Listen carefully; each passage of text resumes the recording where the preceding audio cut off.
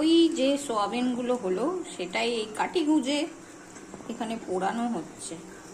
আমি আদিম পোস্টার যুগে ফিরে গেছি। আমি এখন পোড়া জিনিস খাই। আমি এখন ভাজা এইসব জিনিস কম খাই।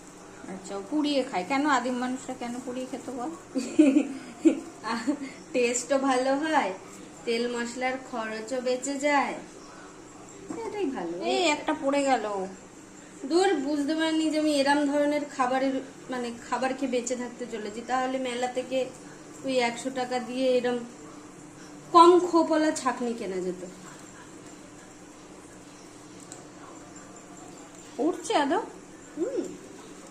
যখন আমি চিকেনের করে খাই না, পুরো দোকানের তন্দুরি ফেল মনে হয়। আচ্ছা ঠিক আছে, তাহলে একদিন করে খাওয়াস। আজকে সোয়াবিনটাই খাই। তুই খাবি?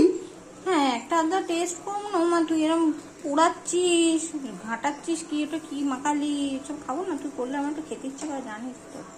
কম করিস কেন? বন্ধ কর।